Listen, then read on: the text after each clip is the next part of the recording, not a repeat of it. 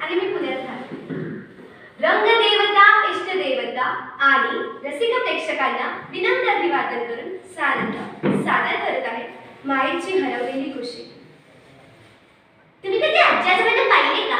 नाही, म्हणजे तसे नाही, ते काय नाही, त्यांना कधी पाहिलेच नाही. पाहिलं असेल पण आठवत नाही. ते काय ना, माझे डॅडा म्हटलं ते स्वर्गात गेले. काय मिस? हो आले. चला लवकर, पटकन या. असावरी चल, इकडे या. ऐका, आज आपण मातोश्री वृद्धाश्रमात आलेलो आहोत. इथे सगळे आजी आजोबा एकत्रपणे राहतात. इथे दंगा मस्ती करायची नाही आणि आजी बाबांना त्रास तर बिलकुल द्यायचा नाही. ओके, चला चल असावरी ते बघते आजी बाबा करू का, त्यांच्याशी तुला बोलायचे. हा मिस. अहो चला की पटापटा, काही हळूहळू चलताय. अगं बाई, हे बाळा, मी तुझ्यासाठी लाडू आणले. लाडू? मला तर कोणीतरी म्हटलं होतं की लाडू संपले.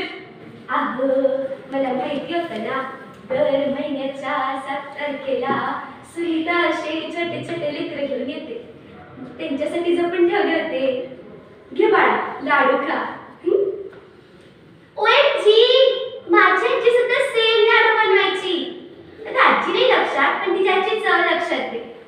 अगं बाळा, प्रेमाची चव साऱ्या जगात एकसारखीच असते बघ बाळा.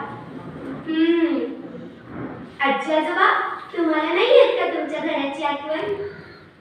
येते ना बाळा, पण माय काका बस, तुम्हीच म्हणता ना जुनं आठवायचं नाही आणि मागचं आठवायचं नाही.